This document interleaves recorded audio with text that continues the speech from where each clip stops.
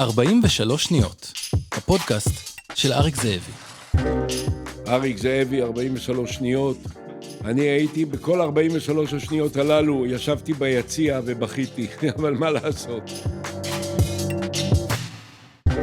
אריק זאבי, המדליסט האולימפי, יושב לשוחח עם אומנים, יזמים ואנשי ציבור על הרגעים הקשים והמעצבים ביותר בחיים שלהם, ואיך הם התמודדו והרימו את עצמם בדרך לטופ. שלום לכולם, מה שלומכם? ברוכים הבאים לעוד פרק של 43 שניות, והיום אנחנו מארחים את ראש הממשלה לשעבר אהוד אולמרט. אני חייב וידוי קטן, את אהוד אני מכיר כבר לא מעט שנים. כשהקמתי את העמותה שלי, הבנתי שאני צריך איזושהי דמות כזאת שגם אוהבת ספורט, וגם תוכל לעזור לי בכל הנושא של גיוס כספים, ובכלל לרתום כל מיני אנשים לפעילות הזאת.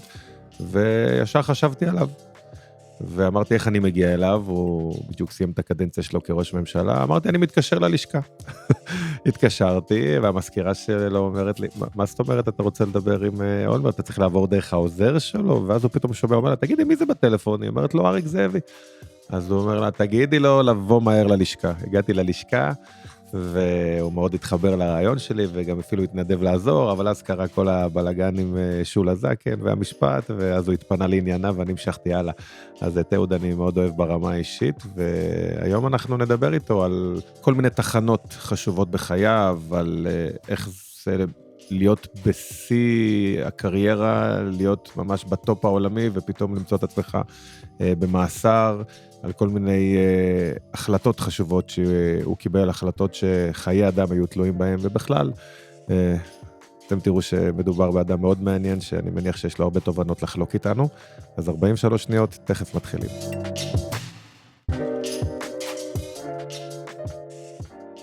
שלום לראש הממשלה לשעבר, אהוד אולמרט. שלום לך, אריק, 100%. קודם כל, תודה רבה שהסכמת לקבל אותנו בלשכה שלך, שאני קצת מכיר לפני. אתה יודע, למרות שאנחנו מכירים, אני הרשיתי לעצמי ככה לפני המפגש שלנו, להסתכל על כל מיני כתבות שהיו איתך ולשמוע רעיונות, ובאחד הרעיונות פתאום בזווית העין, הטלוויזיה הייתה על שקט, והיה איזה משהו בעניינו של משפטו של נתניהו. ופתאום ככה עלתה לי איזו שאלה, תהייה, האם יוצא לך מדי פעם להתחרט או להתלבט על זה שהתפטרת לפני כתב האישום, כי אתה רואה מה קורה עכשיו, אני מניח שאם היית נשאר ראש ממשלה, אז היית בפוזיציה שהייתה מיטיבה איתך. תראה, השאלה הזאת היא שאלה שאתה לא הראשון ששואל אותי, מטבע הדברים, בגלל הנסיבות ובגלל העובדה שזה, מדי פעם מביאים את ההקלטה המפורסמת של נתניהו, שהוא אומר, לא יכול להיות שראש ממשלה ימשיך לכהן כאשר מתנהלת חקירה נגדו, ועוד כהנה וכהנה, ומשווים את זה למה שהוא עושה היום. אז אני עסקתי בשאלה הזאת, והאמת היא שאני עד היום לא יודע לתת לך תשובה חד משמעית לגבי העניין הזה. מצד אחד, לא מעט אנשים אומרים לי את מה שאתה אומר, שמע, אם היית נשאר ולא היית מתפטר, יכול להיות שבסוף לא היו מגישים לך כתב אישום, יכול להיות שהיית יכול להגשים את מה שהתכוונת להגשים, להגיע לסיכום המשא ומתן לשלום עם הפלסטינים, שבשבילי זה היה, הייתי אומר, אולי ייעוד חיי. והכל בעצם פרשת, ועוד לקח המון זמן עד הוחלט להגיש לך כתב אישום, ואם היית ראש ממשלה, וגם אם היו מחליטים להגיש נגדך כתב אישום, הרי ראינו לפי הנסיבות האלה, בין זה לבין עד שהיה מתחיל משפט, היו עוברות 3 שנים או 4 שנים, ועוד כהנה וכהנה. מצד אחד, כמובן שהדבר הזה מדי פעם חולף בראש. מצד שני, אני שואל את עצמי, האם הייתי רוצה להגיע למצב, שבו נמצא ראש הממשלה הנוכחי, האם הייתי רוצה להגיע למצב שבו אני נלחם בכל העולם, אני עסוק כל היום, מהבוקר עד הערב, רק באינטרסים האישיים שלי? האם הייתי רוצה להיות במצב שבו אני קם בבוקר וחושב, איך אני אשבור את הראש ליועץ המשפטי לממשלה, איך אני לערער את מעמדה של הפרקליטות, איך אני אפגע בשופטים, איך אני אפגע בשוטרים, איך אני אפגע בתקשורת, ועוד כהנה וכהנה דברים. לא הייתי רוצה להיות במצב הזה. לא רק שלא הייתי רוצה להיות, מלכתחילה לא רציתי. אני זוכר את הימים האלה, אני זוכר את הדברים, כפי שאתה מתאר לעצמך, כאילו שזה קרה לפני רגע. שאני יושב בבית עם חברים, אני יושב בבית עם בני משפחתי, ילדיי כבר היו כולם מספיק מבוגרים, היה לפני 15 שנה, פחות, 12 שנים, 13 שנים. כל הילדים שלי כבר היו אנשים בעצם נשואים, עם ניסיון חיים, עם התנסויות וכו'. ואצלנו בבית תמיד דיברו חופשי. כן. זאת אומרת, בכלל לא היה שאלה שכל אחד אומר מה שהוא חושב, לא מה שהוא חושב שאני רוצה לשמוע, או מין דבר כזה. בכלל זה זר לאופי שלה, ל-DNA המשפחתי שלנו. והייתה התלבטות גדולה מאוד, ואני בסוף אמרתי, הסיכום שאני סיכמתי את כל אחת מההתייעצויות האלה, גם עם חברים דרך אגב, שבאו אליי לא מעט. אמרתי, תראו, מגיע רגע שבו עלולה להיות התנגשות בין הנראות של האינטרס האישי, לבין הנראות של האינטרס של המדינה. ברגע שיש מצב כזה, אני חייב להתפטר. עכשיו, זה מאוד דומה למה שקרה נגיד עם עסקת שליט, נכון? שבעצם האינטרס, כי יכלת לזכות בהרבה נקודות זכות, זה האינטרס הציבורי מתנגש עם האינטרס האישי באיזשהו מקום. כן, לא עלה בדעתי, במקרה ההוא אפילו לא עלה בדעתי. זאת אומרת, עמדתי, הנחיתי, שלחתי את היועץ המשפטי, את ראש שירותי הביטחון. מי שהיה הנציג שלי לשיחות על נושא השבויים והנעדרים, היה מי שהיה בעבר סגן ראש שירותי הביטחון, עופר דקל, שהוא אחד האנשים היותר מבריקים והיותר חכמים והיותר מנוסים והיותר מניפולטיביים שהכרתי, לא, מניפולטיביים במובן הטוב, שאתה יודע, אתה שולח אותו למשא ומתן כזה, והוא ניהל את המשא ומתן לגבי החזרת הגופות של אודי גולדווסר ואלדד רגב, זיכרונם לברכה, ועשה את זה במיומנות גבוהה מאוד. פה הגיע איזשהו שלב שחשבתי שיש סיכוי, כי היה לנו מודיעין שהיות ויש הערכה אצל החמאס, שכשביבי יחליף אותי, וזה כבר היה אחרי הבחירות, שהיה ברור שביבי הוסמך להרכיב ממשלה ואני לא התמודדתי. הם אמרו, מה שנשיג אצל אולמרט לעולם לא נשיג אצל נתניהו, כי נתניהו ימין, קיצוני, אנטי חמאס וכו'. אז בואו נגמור עסקה עם אולמרט, והם היו מוכנים לגמור איתי עסקה בתנאים שהם היו מתקבלים על הדעת. ואז ברגע האחרון, בגלל כל מיני סיבות שקשורות גם בהתנהלות של מי שהיה שר הביטחון, אבל אני לא רוצה להיכנס להרחיב בזה, הם נסוגו בהם. ואני אמרתי, והם הקשיחו את העמדות, ואז אמרתי לראש שירותי הביטחון, תחזור ארצה, אנחנו לא עושים עסקה. מה שרציתי להגיד לך קודם, אפרופו העניין הזה של התפטרות, לא התפטרות, מי שלימים היה היועץ המשפטי לממשלה, אומר בכל מיני הזדמנויות, יש לי חוב מוסרי כפול, מאוד משמעותי לאהוד אולמרט. שואלים אותו למה. הוא אומר דבר אחד, אני שכרתי את שירותיו של יהודה ויינשטיין כאחד מיועציי המשפטיים בשלב החקירות נגדי.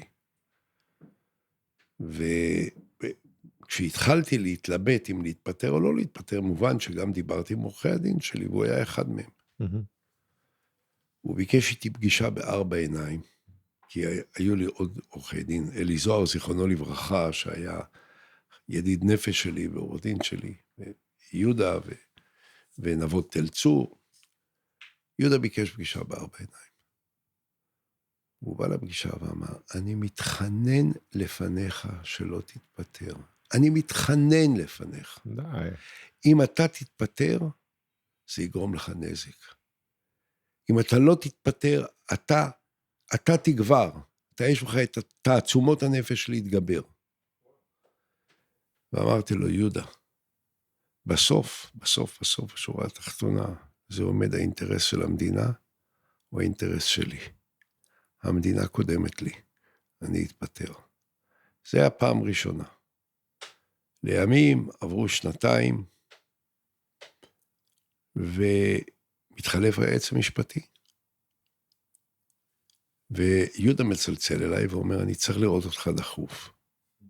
הוא בא אליי, שואל אותו, יהודה, מה קרה? הוא אומר, תקשיב, הוצע לי להיות היועץ המשפטי לממשלה. ואני אמרתי שאני רוצה לחשוב. והסיבה שאמרתי שאני רוצה לחשוב היא רק אחת. אני יועץ משפטי שלך. אם אתה לא משחרר אותי, אני לא אהיה יועץ משפטי לממשלה, אני לא אעזוב אותך בלי הסכמתך. אבל הוא אומר, תזכור דבר אחד, ברגע שאני אתמנה ליועץ המשפטי לממשלה, אתה יותר לא תוכל לפנות ליועץ המשפטי לממשלה, משום שהיועץ המשפטי לממשלה זה מי שהיה עורך דינך. נכון. וזה היה כבר בתקופה שבה ידענו שדעתו של פרקליט המדינה דאז הייתה נחרצת בעניין שלי. ואז יהודה מספר שאמרתי לו, יהודה, אנחנו חוזרים לאותו סיפור, בין האינטרס של המדינה לאינטרס שלי, האינטרס של המדינה קודם, לך תהיה יועץ משפטי לממשלה. הוא אומר, כך נעשיתי היועץ המשפטי לממשלה. אז בעצם אני אחזור להתחלת השאלה. כן, התשובה ברורה. לא, מה שאני רוצה לומר הוא, תראה, זה עניין של מה ה-DNA שלך, איך אתה בנוי. העניין הוא בכלל לא קשור, להפך, אולי נדרשת הרבה יותר עוצמה פנימית וכושר עמידה, לדעת להגיד בנקודה מסוימת עד כאן, וללכת הצידה, מאשר להמשיך לזרוק רפש לכל עבר, ולהילחם ולפגוע ולערער ולהרוס את כל התשתיות של העוגנים של החיים הדמוקרטיים שלנו. יכול להיות שמישהו יגיד, חולשה, למה לא נלחמת וכו'. אני חושב שהייתה דרושה הרבה מאוד נחישות פנימית, איך אומרים, להגיד עד כאן, ואני יכול להגיד לך שזה קשור בכאב לב שלא עוזב אותי. זה לא אני שלם עם ההחלטה שקיבלתי, כי אני לא הייתי רוצה לרגע אחד להידרדר, מה הסכנה? אתה אומר, אני לא מתפטר. בינתיים ממשיכים את החקירות, זה לא מפסיקים את החקירות. ואז הלחץ עליך גובר. ואז אתה מתעקש עוד יותר. ואז ברגע מסוים אתה מוצא את עצמך במצב שאתה נלחם נגד כל המוסדות של המדינה, שאתה בעצם אחראי עליהם מכוח תפקידך כראש ממשלה. לא רציתי להיות במצב הזה. לא רציתי לגרור את עצמי למצב הזה. לא רציתי שאחד מהילדים שלי ילך ויגיד, לאבא שלי יותר חשוב מה שיהיה איתו מאשר מה שיהיה עם המדינה. לא אצלי. מדהים. ואז התפטרתי.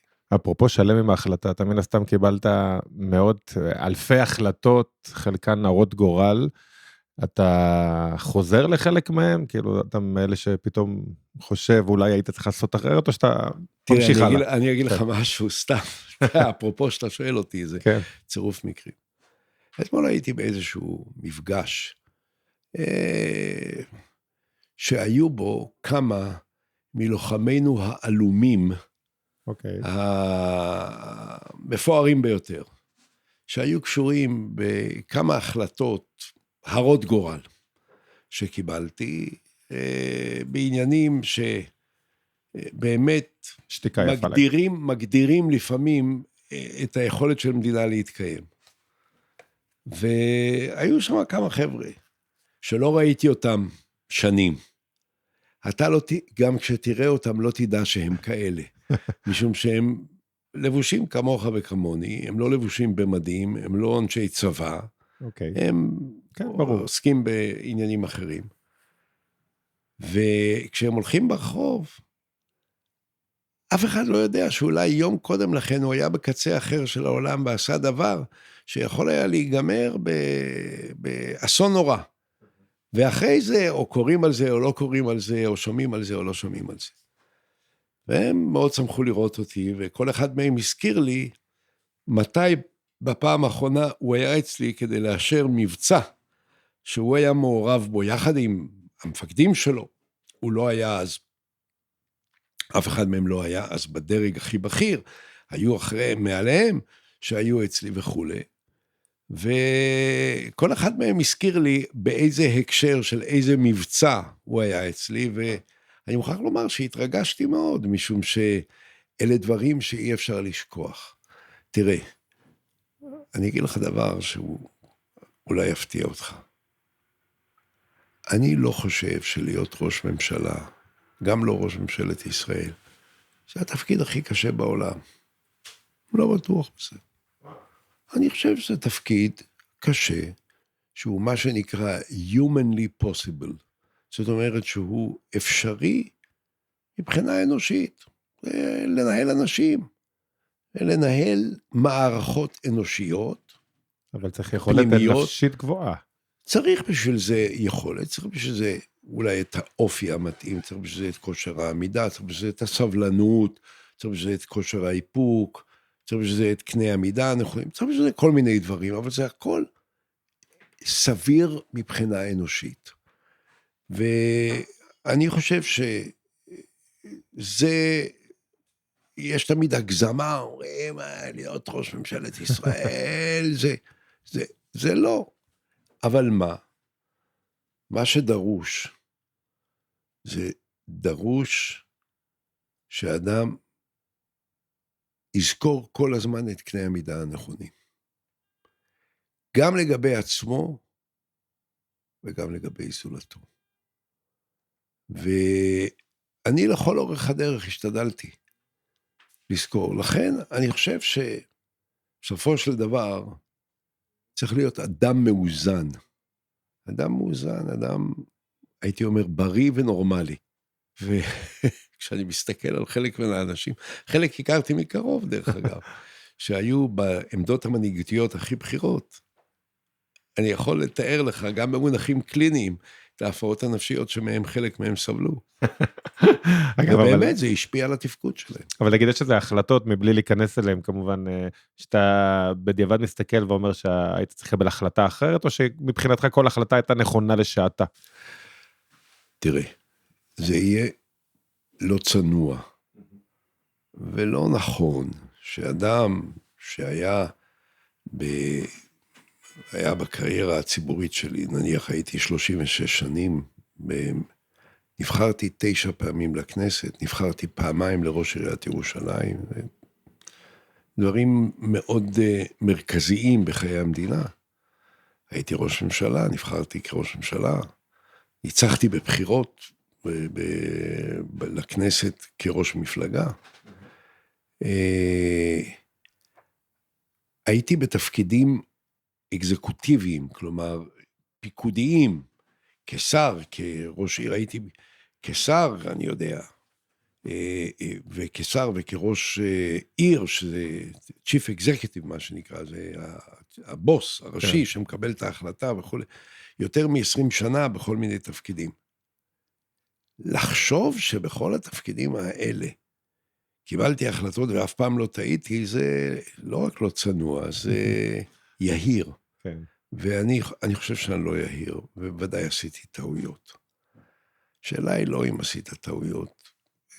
אתה יודע, ראש ממשלה טוב, או מנהיג טוב, או ראש עיר טוב, זה אדם שהוא ב-75% מההחלטות שלו, הוא קיבל החלטות נכונות.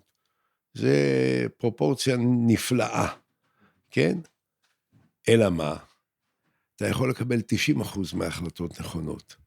אבל אם בהחלטה אחת מכרעת, שגית, מי יזכור את ה-90% של ההצלחות? לכן השאלה היא לא רק אם קיבלת החלטות נכונות, אלא, או אם טעית. ודאי שטעיתי. השאלה אם הטעויות שלי היו בנושאים הקרדינליים שמגדירים בסופו של דבר. בוודאי כשמדובר באדם שממלא תפקיד של ראש ממשלה או ראש עיריית ירושלים, זה תפקיד עם סף רגישות מאוד נמוך, כלומר רגישות אדירה, כן? באיזה החלטות טעית? אז אני אגיד לך, כשאני חושב על זה, נדמה לי שברוב ההחלטות החשובות באמת, לא שגיתי. אני חושב תראה, השאלה, או הנושא היחיד, או ההחלטה היחידה, או סדרת ההחלטות היחידה שלגביה, נניח, יש כאלה עד היום שהם מטילים דופי בהחלטה, קשור למלחמת לבנון השנייה. אין שום נושא אחר, אני יודע, חיסול הכור הגרעיני בסוריה, כולם מהללים את זה כמופת של קבלת החלטות נכונה, וגם תכף נדבר על זה, כי זה... ועוד כל מיני דברים אחרים. אז מדברים על לבנון. אני משוכנע היום שנהגתי באיפוק הנכון, באגרסיביות הנכונה ובאיפוק הנכון, בנושא של מלחמת לבנון השנייה, ובסוף התוצאה של העניין גם הוכיחה את זה.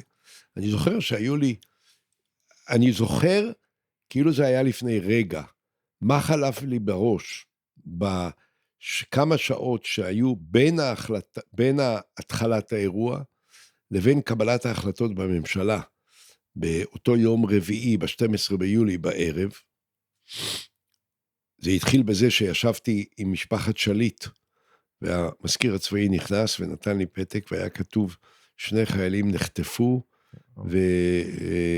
וטנק הותקף, וכנראה 8 חיילים נהרגו במערב, ויש, זה היה תרחיש האימים, שתמיד דיברנו עליו.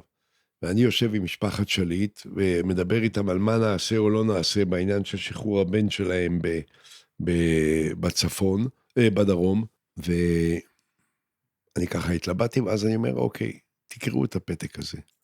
הם הבינו אחרי שהם קראו את הפתק, שהשיחה מסתיימת, כי אני עכשיו צריך לעסוק בעניינים אחרים. הבעיה שלי הייתה ש10 דקות יותר מאוחר, הגיע אליי ראש ממשלת יפן, קוואזימורו, לביקור, וכבר המסדר הצבאי היה מוכן, והכל היה מוכן, וערוך לקראת המסדר הזה, ואני החלטתי לשמור על סדר היום, ולא להיכנס, ולא להכניס את הסביבה שלי, לאיזושהי תחושה של לחץ. זה אסור. צריך להמשיך לשמור על איזשהו איפוק. קיימתי את השיחה עם ראש ממשלת יפן, כי היה מסדר, והיו המנונים, אתה יודע, כל המסדר עם דגל נשק של פלוגת חיילים, ואחרי זה ישבנו בלשכה שלי, וכל 2 דקות נכנסו חיילים או קצינים עם פתקים, קורה ככה, וזה, אי אפשר היה להסתיר את זה מראש ממשלת יפן. וראש ממשלת יפן אמר לי אחרי הפגישה, אדוני ראש הממשלה, אני מבין שקרה משהו, היה ידוע כבר מה שקרה, כן? אבל אני מבין שקרה משהו. אני מציע שנוותר על הצהריים שאתה הצעת לארח אותי בביתך, ובהזדמנות אחרת, פעם אחרת, נשלים את זה. ואמרתי לו, אדוני ראש ממשלת יפן, שום טרור ושום התקפה של אויב מבחוץ לא יכולה למנוע ממני לכבד את ראש ממשלת יפן שבא לביקור ראשון בישראל. ואנחנו קיים את הצהריים. בדיעבד מסתבר שזה עשה עליו רושם אדיר. ולימים כשבאתי לביקור ביפן כראש הממשלה, הוא כבר לא היה ראש הממשלה. הוא ביקש להיפגש איתי, ואנחנו כמובן נענינו ברצון. הוא בא אליי לפגישה ואמר, עד יומי האחרון אני לא אשכח את הכבוד שנתת ליפן. כשבתוך סערת מה שהתפתח להיות מלחמה, והרוגים, וטילים וכו', אתה לא שינית את סדר היום וקיימת את הפגישה איתי. אתה יודע, אתה מתאר פה יכולת מנטלית, יכולת ויסות מטורפת, כאילו, אז אני ישר, זה לוקח אותי, והזכרת גם את המתקפה על הכור הגרעיני בסוריה, ואני אומר, מה קורה ברגעים האלה שאישרת את המבצע, ועכשיו צריך לחכות, וזה גם לא בשליטתך. זה רגעי מתח שאי אפשר לתאר בכלל. אז אני אגיד לך משהו.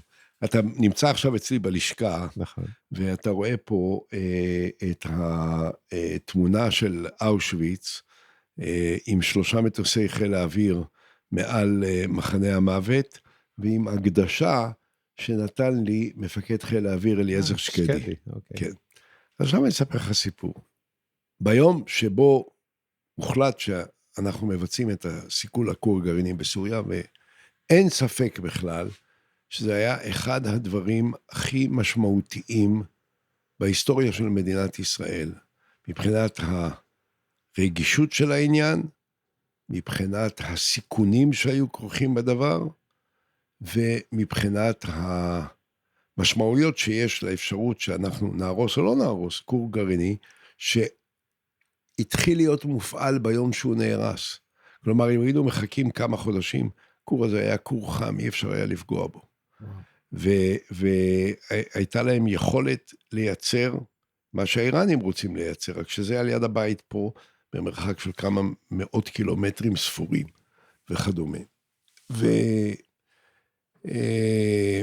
ואנחנו, אליעזר שקדי חושב שחוץ מהכרזת המדינה, מעולם לא הייתה החלטה יותר דרמטית בהיסטוריה של מדינת ישראל, מההחלטה הזאת. הוא היה אז מפקד חיל האוויר, הוא אמר את זה בכמה הזדמנויות.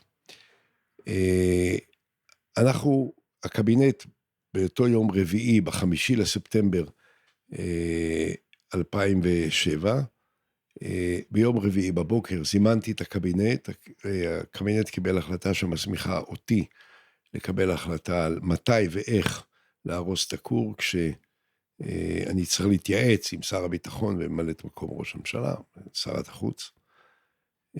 זימנתי אותם להתייעצות לצורך קבלת ההחלטה לשעה 6 בערב.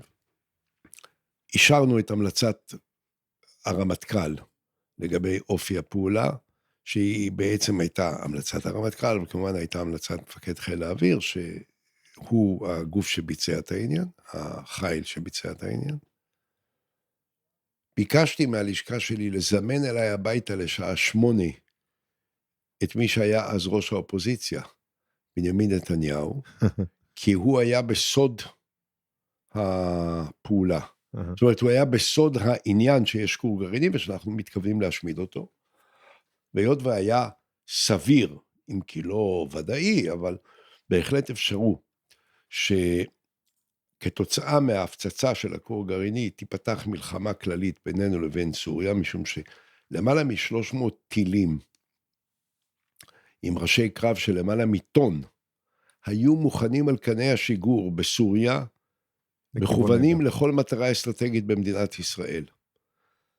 וזה משום שלסורים היה איזשהו מודיעין מוטעה, שלישראל יש כוונה להתקיף את סוריה בסתיו. בלי שום קשר, הם לא ידעו שאנחנו יודעים על הכור, ואנחנו לא חשפנו את זה, שמרנו על הסוד הזה בצורה קנאית. בקיצור, היה ברור שיש סכנה שתתפתח מלחמה כללית. אני חשבתי שזה נכון להזמין את ראש האופוזיציה אליי, ולהגיד לו שאנחנו מבצעים את הפעולה הערב, ושאחרי זה, איך אומרים, all hell can break loose, שערי הגיהנום יכולים להיפתח, אי אפשר לדעת. אחרי שראש האופוזיציה הלך, שהתקנתי אותו, אמרתי לרעייתי, עליזה, אני רוצה ללכת לישון עכשיו 2 שעות. כי הלילה יש לי עבודה בתל אביב, בלילה. לא ידעתי מה, איך וזה, גם לא יכולתי לספר לה. אמרתי, אני צריך לישון, להיות ער בלילה, אולי שעות ארוכות, אז אני רוצה לישון עכשיו. תעירי אותי ב10:30. היא העירה אותי ב10:30. ב11 הצלחת יצאתי, להירדם. ישנתי שעתיים. עכשיו, לימים, שקדי, שהיה מפקד חיל האוויר, בא אליי ואמר לי, סליחה שאני שואל אותך, תגיד לי, זה נכון מה ששמעתי? שבלילה ההוא הלכת לישון בין 8:30 ל10:30? אני אומר לו, זה נכון. איך יכולת לישון? זהו, זה ישר מה שחשבתי. אמרתי לו, אני אגיד לך איך יכולתי לישון. כי ידעתי שאתה ער. וזה נכון. הייתה לי אמונה אבסולוטית ביכולת של חיל האוויר, באומץ ובתעוזה ובחוכמה של מפקד חיל האוויר ושל האנשים שלו, אבל של עדיין, הטייסים. זה מבצע שאתה יודע, דברים יכולים לקרות, כאילו מה עושים ברגעים כאלה? בזמן המבצע ישבתי בבור, ועקבתי אחרי כל שלב. זה דופק מטורף, זה... כל שלב, אבל תראה, אני אגיד לך משהו, אתה ממש קול. אריק, תראה, אני לא חושב שאני קול באופן מיוחד, אני לא רוצה להגזים, אבל אתה מגיע לתפקידים האלה, מוכן. אתה צריך להיות מוכן לזה, זה חלק מהעניין, אם אתה לא מוכן לזה, אל תיכנס לזה. ותראה, אני עברתי תהליך מאוד ממושך, הייתי חבר כנסת לא מעט שנים, הייתי שר הבריאות בתקופה של מלחמת המפרץ הראשונה, שבה היינו צריכים לערוך את כל בתי החולים לאפשרות של מלחמה כימית. הטרופין, כן. והיה סיפורים שלמים. והייתי צריך להתמודד עם העניין הזה. הייתי אחרי זה 10 שנים ראש עיריית ירושלים. עם האינתיפאדה השנייה, אני רוצה לומר לך, להזכיר לך, של כל יום כמעט, של התפוצצויות, של הרוגים, של גופות מרוטשות ברחובות, של בתי קפה שמתפוצצים, של אוטובוסים שמתפוצצים, מה לא היה. ואתה צריך באופן אישי ללוות כל דבר כזה. אז אם אחרי כל השנים האלה בסוף אתה מגיע לתפקיד ראש הממשלה, באיזשהו מקום אתה צריך להיות מוכן. אם אתה לא מוכן, אתה לא מגיע.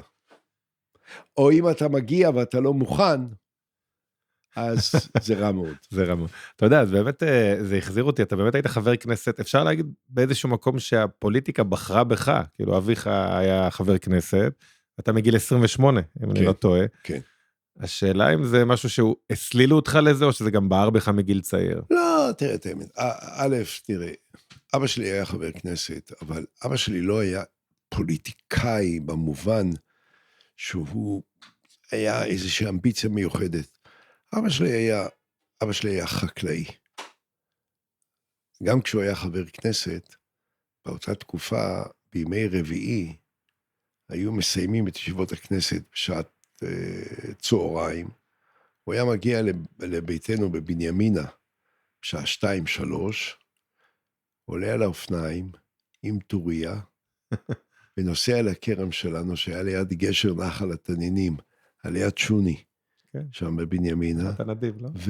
לפני, קצת, כן, לפני, ועובד עם הטוריה ועודר בכרם שלו.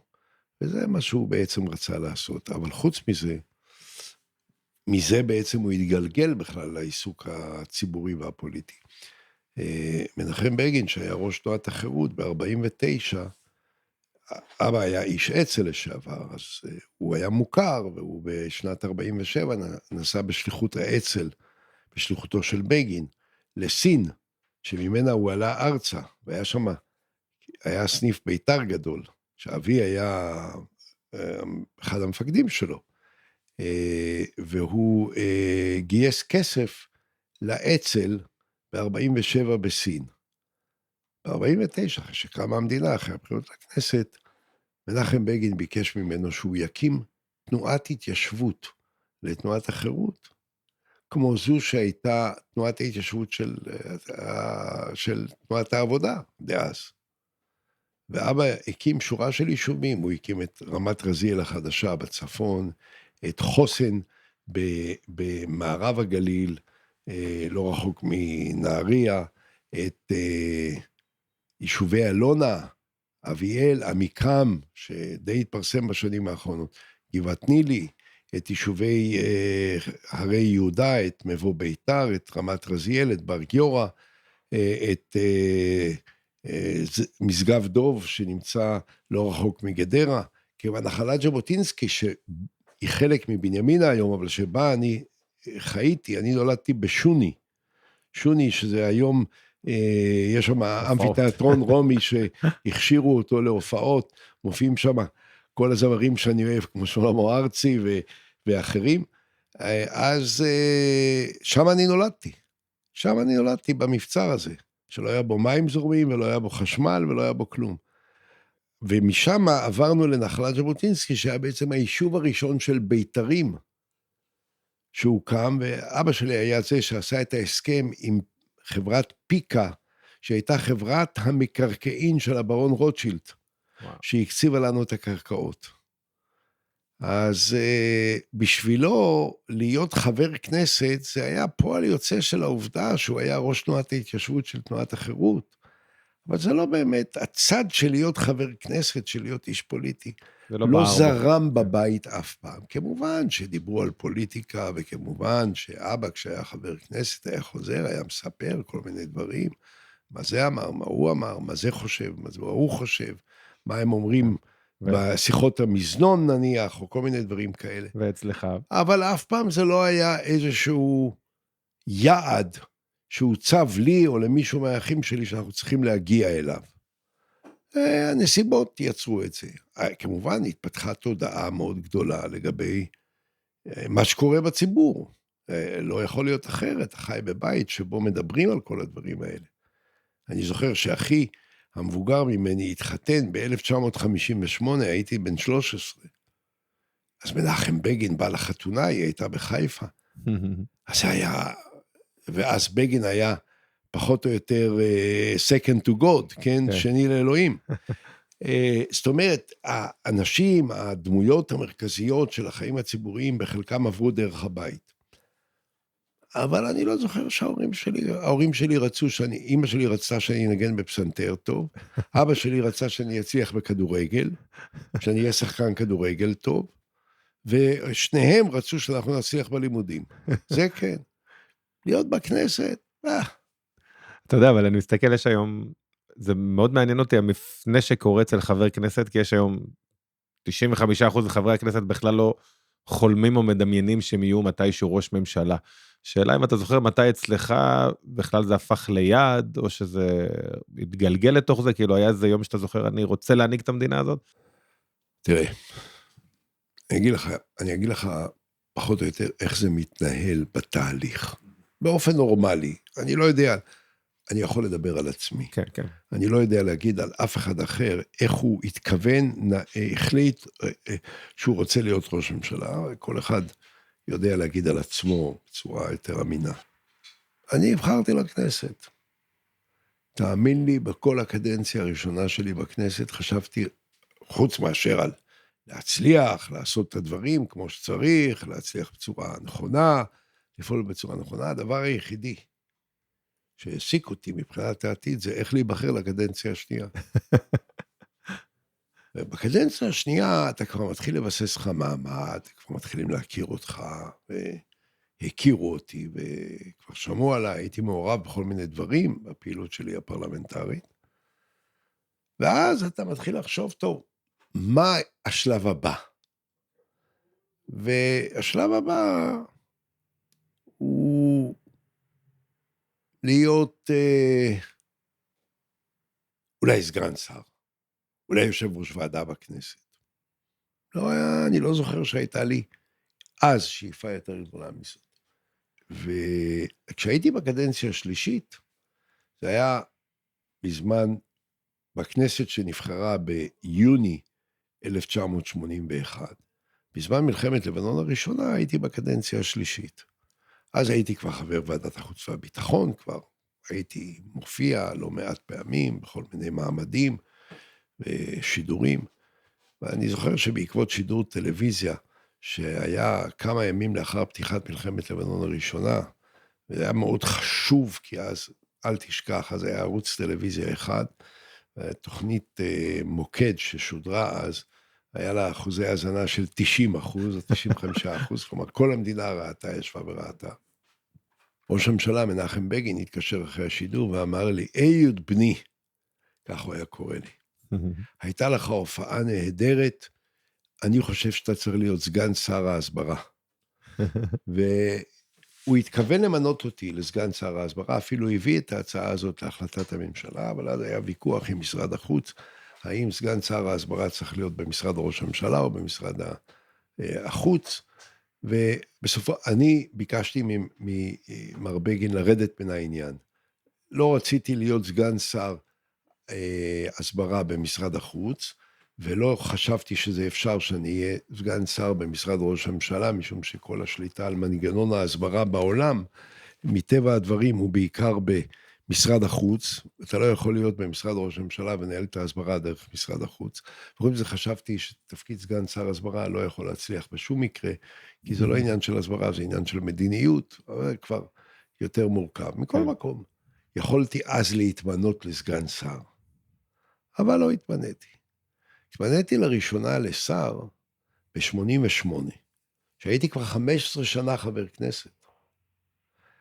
וכשאני התמניתי שר, אז אתה יודע, אתה שנה ראשונה, אתה שר, אתה מתחיל לפעול, אתה מתחיל להרגיש שאתה בעניינים, אתה יושב בישיבות ממשלה, אתה בוועדת שרים לביטחון, אתה קורא מה קורה. ואז אתה מסתכל סביבך ואומר, טוב, אוקיי, מה יהיה השלב הבא? מה עם ראשות הממשלה? אוקיי, אתה כבר בממשלה, די, לאן עוד אפשר להתקדם? זה כמו ספורטאי אולימפי, אתה עובר תחרות, עולה, כן, אבל אבל אז האוויר נהיה דליל גם. בתחרות, בספורטאי אולימפי, בהבדל, גם כשאתה זוכה באליפות אירופה, אתה כבר זוכה למשהו שמעט מאוד אנשים, בוודאי במדינה שממנה אתה בא, אי פעם זכו בו. ואתה, נדמה לי, היית אלוף אירופה 4 פעמים. אז להיות אלוף אירופה 4 פעמים, למה יכול לשבות לזה? זה הישג פנומנלי, אדיר, שאני כל פעם מסתכל עליך, אני אומר בהרצה, וואלה, איך? אז בעצם מתחילים לעשות את זה, ובדרך כלל, אמרתי את זה כמה פעמים, נראה לי שגם כתבתי את זה בספר שלי, אמרתי, אתה מסתכל סביבך ומתחיל לשאול, אוקיי, מי עוד יכול להיות ראש ממשלה? מי יכול להיות ראש ממשלה? ואני זוכר שאני אמרתי לעצמי, אולי במידה מסוימת של חוסר צניעות, שאני מדבר איתך בראשית שנות ה-90, לפני 30 שנה, שהסתכלתי ואמרתי, יש רבים כמוני, אני לא רואה מישהו טוב ממני. האמת היא שהיחידי שאני חשבתי אז, אני מדבר איתך על ראשית שנות ה-90, שהוא טוב ממני, חשבתי את זה על אהוד ברק. וגם לימים, כשאני הייתי ראש ממשלה, והוא היה שר ביטחון אצלי, באחת מהשיחות בינינו אמרתי לו את זה. אלא שלאחר מכן, כשהוא נעשה ראש ממשלה, הוא יחזב אותי, אבל זה סיפור אחר. אני לא רוצה להיכנס לזה עכשיו, כי זה לא... למה?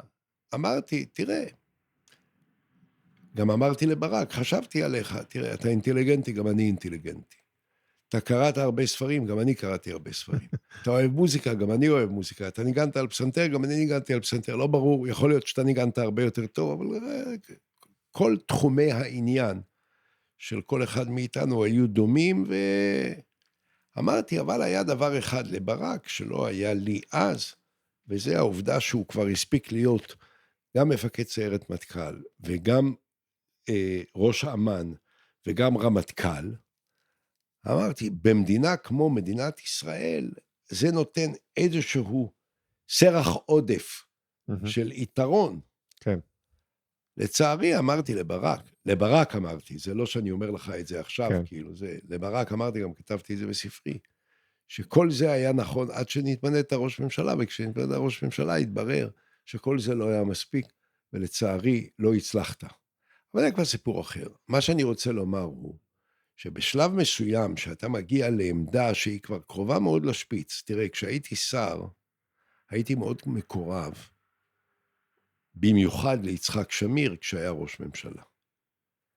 היינו יושבים כמעט ערב, הייתי יושב אצלו בבית, והיינו דנים בענייני המדינה, ודנים בכל מיני החלטות שצריך לקבל, ולפעמים אז, בטכנולוגיות שהיו נכונות לאותן שנים, זה ראשית שנות ה-90, עוד לא בדיוק היה סלולרי שאפשר היה כבר, התחיל להיות, אבל זה עוד לא היה מה שזה היום, כל הקומוניקציה הייתה אחרת לגמרי וכו'.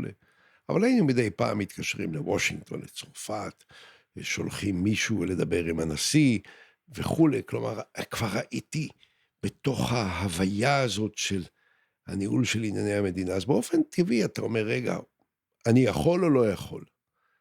ובסופו של דבר, ההצטברות של הניסיון, של המעמדים שבהם אתה צריך לקבל החלטה, אתה כשר, כראש עיר, אחרי זה עוד פעם כשר, אחרי זה כשר תמת, אחרי זה כממלא מקום ראש ממשלה, אחרי זה חבר ועדת שרים לביטחון, אחרי זה שר אוצר, אתה כבר עובר תהליך כל כך ארוך, שבסוף אתה מרגיש אם אתה יכול או לא יכול, ואם זה לגיטימי מנקודת המבט של השיפוט העצמי שלך, לרצות או לא לרצות. אבל נכנס בכלל הקטע שגם אם אתה יכול, שאלה אם אתה יכול להיבחר, שזה כן. בכלל שאלה אחרת לגמרי. אני נבחרתי במזל. בואו נקרא לילד בשמו. אני נבחרתי, אני הייתי ממלא מקום של ראש הממשלה, מכל התפקידים בממשלה, סגן, משנה לראש ממשלה, זה הכל תארים ריקים. יש רק תפקיד אחד, שהוא תפקיד שיש לו מעמד חוקתי, וזה ממלא מקום ראש הממשלה, ובלבד שהמינוי של ממלא מקום ראש הממשלה אושר בהצבעה על ידי הכנסת. כשהוקמה הממשלה של אריק שרון ב-2003, בפברואר 2003, אז הכנסת הצביעה על זה שאני ממלא מקום ראש הממשלה, שר התעשייה, המסחר, התעסוקה, ממונה על מינהל מקרקעי ישראל, ואני לא יודע, ושר התקשורת וכו'. אבל המעמד שלי כממלא מקום ראש הממשלה אושר על ידי הכנסת. ולכן, כשאריק שרון נבצר, שהוא קרס ולא יכול היה להמשיך, אני אוטומטית הפכתי להיות ראש הממשלה, ואני ידעתי איך להשתמש בהזדמנות הזאת, כדי לדאוג לכך שאף אחד אחר לא יהיה, על פניי באותה עת. כן. אבל אם באותה עת היו בחירות במרכז הליכוד, מי יהיה ראש הממשלה, אני מסופק כי אני הייתי נבחר. אם אחרי חצי שנה היו בחירות, אלא שבינתיים כבר עזבנו את הליכוד, קמנו את קדימה. אבל אם היינו צריכים להתמודד בליכוד אחרי חצי שנה, ייתכן מאוד שהייתי נבחר. אבל זה כבר, אתה יודע.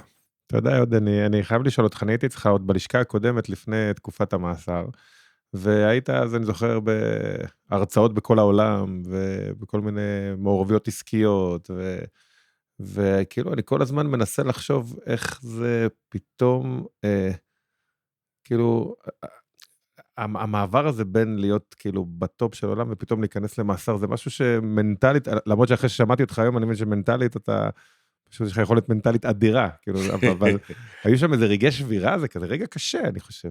תראה, קודם כל זה רגע קשה. וזה לא דבר שנמחה מהתודעה, או נעלם מההוויה הפנימית שלי. זה ישנו, וזה קיים, וזה יישאר, וזה יהיה. ואני בהחלט הולך בתחושה שנגרם לי עוול, איך אומרים, לא נעשה משפט צדק בענייני, אבל אני אמרתי את זה גם אז, אמרתי, תראו, אין אדם שהוא מעל החוק, אין דבר כזה. אז נכון שזה נשמע מדהים שאתה חושב שמכל האנשים, דווקא ראש ממשלה צריך להיות זה שהוא קורבן של משהו שהוא לא נכון, לא אמיתי, לא צודק, לא הגון, אבל בסדר, זה קרה, צריך להתמודד עם זה. אבל צריך קודם כל לקבל את העובדה הזאת כנתון, שזה חלק מהחיים. זה בדיוק כמו אותה סיבה שאמרתי שאני לא רוצה להיות במצב שאני נלחם נגד כל המערכות שאני מופקד עליהן כראש ממשלה, אם הייתי מתעקש להישאר בתפקידי. במידה מסוימת, מה שאמר לי יהודה ויינשטיין, שיעץ לי לא להתפטר, הוא אמר, אם תתפטר בגלל החקירות נגדך, לא יהיה מנוס לפרקליטות, אלא להגיש נגדך תביעה, כי איזה פרצוף יהיה להם, אם אחרי שאתה התפטרת, בסוף הם מגיעים למסקנה שלא, זהו, במידה מסוימת אתה מזמין על עצמך את התביעה, וכשמגישים תביעה נגד ראש הממשלה, הסיכוי שראש הממשלה יצא נקי לגמרי מכל מה שגם כן בעייתי, משום שאז, כמובן, בית המשפט צריך להניח כהנחת עבודה, והשופטים הם בני אדם. תאמין לי, אני יודע שהם מניחים את ההנחות האלה. שאם הם יזכו את אולמרט לגמרי, זה יגרום לפירוק הפרקליטות, שהפילה ראש ממשלה על דבר שהתברר שהוא זוכה ממנו לגמרי. בעצם, מרוב הדברים זוכתי לגמרי. משורה ארוכה של אישומים זוכתי לגמרי. מהאישומים שבגללם התפטרתי, זוכתי לגמרי. אבל אני לא רוצה כרגע להיכנס לזה. תראה, זאת חוויה קשה. שמע, מי שיכול לקבל החלטות שקשורות בחיי אדם, צריך להיות מסוגל לקבל החלטות שקשורות בחייו. וזה חלק מן העניין. אני מוכרח להגיד לך דבר אחד, וכל אלה שישמעו אותנו, אולי בחלקם יוכלו לאשר את זה, רק בחלקם. אני לא מתחבא, אני חשוף וגלוי לציבור. אני רץ כמה פעמים בשבוע בטיילת בתל אביב, תבוא פעם לרוץ איתי, תראה איך אנשים מתייחסים אליי. זאת אומרת, אני לא מרגיש שאני נפלתי לאיזשהו בור שאין ממנו מוצא. נדמה לי שיש היום יותר ויותר אנשים, שאולי, הייתי אומר בזהירות, מתגעגעים למשהו שהיה כשהייתי ראש ממשלה ואיננו היום, לאיזשהו סוג של שיח ציבורי אחר, של תרבות ויכוח אחרת, וגם של היכולת להתמקד בנושאים שבאמת חשובים למדינת ישראל, ולעשות את מה שצריך בדברים הללו, ולא להתעסק בדברים אחרים. אז כמובן שאני נפגעתי פגיעה קשה מאוד, בוודאי מבחינה כלכלית, תראה, אני הייתי נוסע, מסתובב בכל העולם ומרצה, היום, טוב, גם בשנתיים האחרונות, נושא הקורונה, אני מופיע הרבה מאוד בכינוסים, אני מוזמן לכינוסים בכל העולם, אני בשנתיים האחרונות הופעתי באין ספור כינוסי קורונה, בזום, בכל העולם, אני מרואיין לכלי תקשורת רבים, אם זה לטלוויזיה אמריקאית, אם זה לטלוויזיה הבריטית, אם זה לטלוויזיות במדינות ערביות, אם זה לעיתונות החשובה ביותר בעולם, כל זה קורה. אני לא מרגיש מבודד, אני לא מרגיש מנותק, אני לא מרגיש דחוי. אבל יכול להיות שאם הייתי נשאר בתפקידי, אז פני החיים במדינה היו אחרים. אנחנו ככה לקראת סיום, תכף, יש איזה תובנות נגיד מיוחדות, כי בזמן כזה מן הסתם סוף סוף היה אפשר לחשוב, ולא להיות עסוק באלפי דברים כמו שאתה עסוק. כשישבתי בכלא, כתבתי את הספר הזה, שאני מראה לך אותו, שנקרא בגוף ראשון, שזה האוטוביוגרפיה שלי, על 900 עמודים. במקור, שנכתב על 1,400 עמודים, קיצרנו את זה, וזה היה לי עורך נפלא, יהודה יערי, שקיצר את הספר הזה, בדין קיצר אותו. כפי שאתה רואה פה, זה כתב היד שלי, שעליו כתבתי על אלבום של בלוק כתיבה רגיל, כתבתי 1,400 עמודים מודפסים, וזה כמובן העסיק אותי בעיקר הזמן, כך ש... אבל מטבע הדברים תמיד יש לך זמן גם לחשוב, ולצבור תובנות, ובאיזשהו מקום למקם את הדברים בפרופורציות הנכונות, בהקשרים שהם נוגעים לחייך. ובוודאי שעשיתי את זה. וחלק מהם גם נתתי להם ביטוי בספר שכתבתי. קודם כל אני אקרא אותו, תודה רבה. ולסיום, שאלה אחרונה, דיברנו על זה לפני שהתחלנו להקליט, שאלת אותי איך קוראים לפודקאסט, אמרתי לך 43 שניות, כי 43 שניות בעצם ההפסד הזה בלונדון הוא רגע מאוד מכונן בקריירה שלי, והוא גרם לי לחשוב על כל מיני רגעים מכוננים לטוב ולרע, אז במקרה הזה זה היה כישלון, אבל היו גם המון, נגיד המדליה שלי במשקל הפתוח, הייתה רגע מכונן בקריירה שלי, שהתחרתי כל הזמן בקטגוריית 100 קילוגרם, וזכיתי במקום השני בעולם במשקל הפתוח. זה היה תקדים של 20 שנה בעולם הג'ודו, והרבה דברים טובים צמחו בעקבותיו, ועניין אותי אם אתה יכול לחשוב על איזה 2-3 רגעים כאלה מהקריירה הארוכה שלך, שאתה חושב שאחריהם היית אחר, כאילו לטובה או לשלילה כמובן. תראה, אני לא יודע להגיד לך במונחים אבסולוטיים ובאופן חד משמעי, אבל נניח אם אני רוצה לבחור כמה רגעים משמעותיים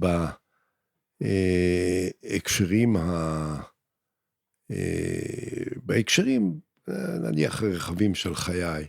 אז אני אומר ככה, ההחלטה של עליזה ושלי לאסוף לביתנו את שולה, שהיא לא ביתנו, אבל היא הפכה להיות, והרגע שבו היא שכבה בבית חולים ללדת את בנה הראשון, וזה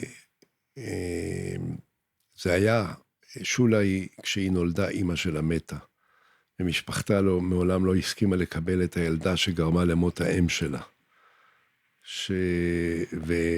ומצאתם אותה. והיא שוכבת בבית חולים, בבית החולים ליולדות, והיא צריכה ללדת, והיא כולה שטופה בפניקה נוראית של פחד, בשבילה חוויית הלידה זה חוויה של מוות.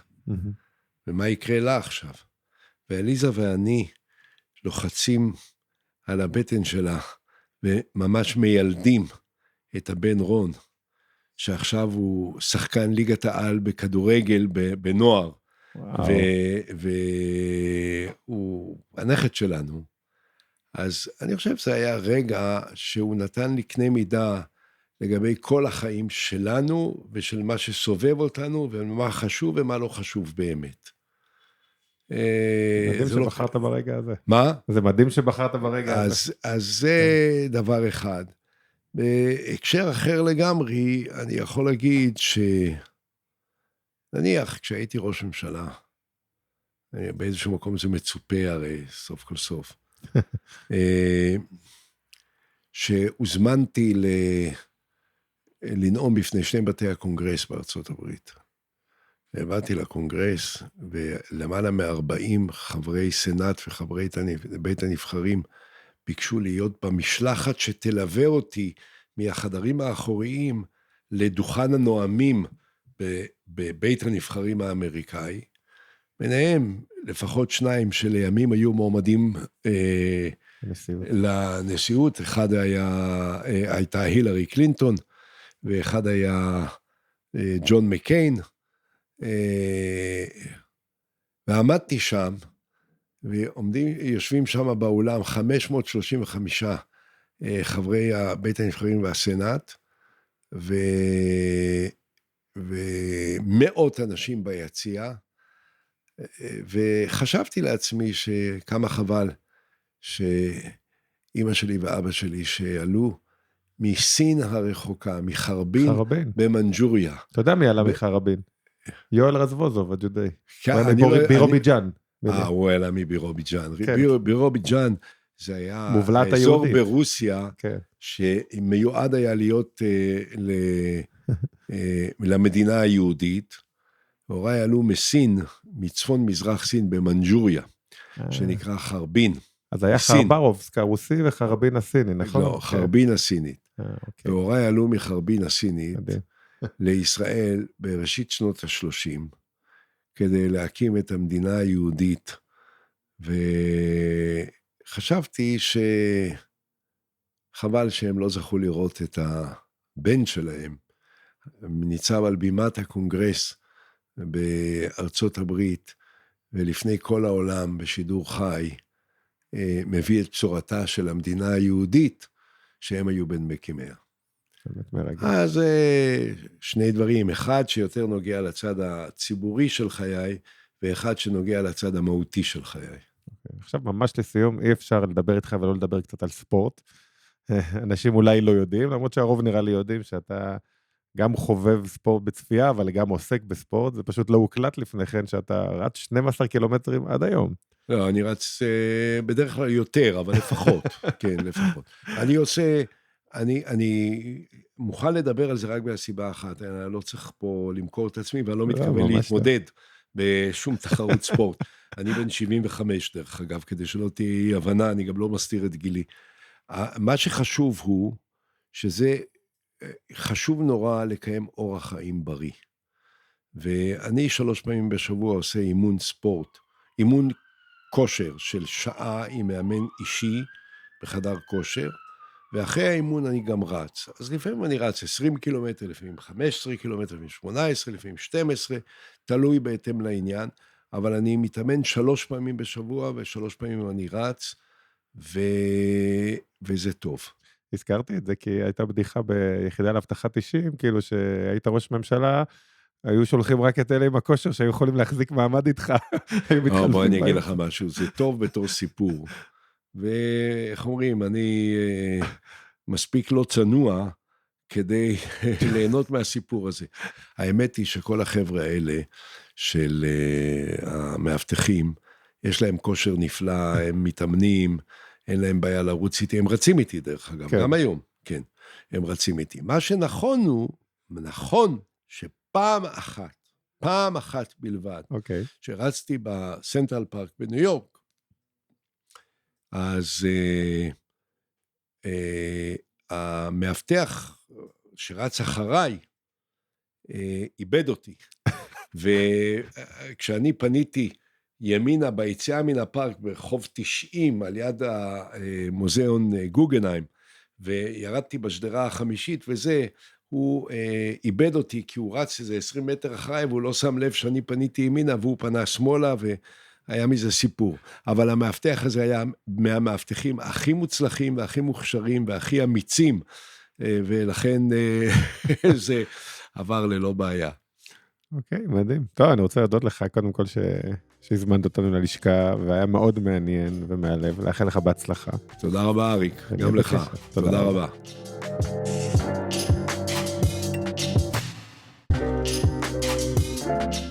טוב, אז האמת שכל כך הרבה דברים נאמרו כאן, שלסכם אותם במשפט 2 יהיה קשה, אבל ככה, אני ממש בהשפעת דבריו, הדבר הראשון שעולה לי לראש זה ההקבלה הזאת לספורטאי אולימפי. גם הוא דיבר על זה בהקשרים האלה, שאתה לא מכוון ישר להיות ראש ממשלה או אלוף אולימפי בהקבלה, אלא קודם אתה עובר תחנות בדרך, אתה בעצם גדל לתפקיד הזה, וכשאתה מגיע כבר לגמר אולימפי, שואלים, וואו, איך זה להיות בגמר אולימפי? אתה כבר יודע שאתה שווה זהב אולימפי, כי אתה כבר היית מדליסט באליפות עולם, מדליסט באליפות אירופה.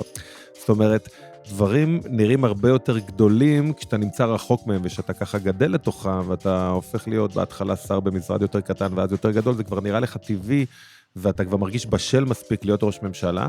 אני גם מאוד התחברתי, או אפשר להגיד אפילו, רצתי את היכולת המנטלית שלו, כאילו, רואים שיש לו יכולת מנטלית אדירה, כאילו יכולת ויסות עצמית מאוד גבוהה, כאילו לשמור על קור רוח בשעה שהוא יודע שהזירה מתחממת ועומדת לפרוץ מלחמה, ולקבל החלטה שעומדים להפציץ את הכור בסוריה, ועדיין להיות מסוגל לישון 2 שעות, זה משהו אני לא מצליח לדמיין שאני הייתי עושה, אבל אני חושב שבזכות היכולת המנטלית הגדולה הזאת, הוא הצליח באמת לעמוד בכל האתגרים שעמדו בפניו, אני מאוד מקווה שנהנתם מהפרק, אני חושב שהוא ילך איתי עוד תקופה, ממליץ לכם להאזין לפרקים הבאים שלנו, בכל אפליקציות הפודקאסטים האפשריות, רוצה להגיד תודה רבה לשמה, פודקאסטים ויצירות סאונד, תודה רבה לרפי אגיב, תודה רבה לבנק ירושלים, ונתראה בפרקים הבאים. להתראות.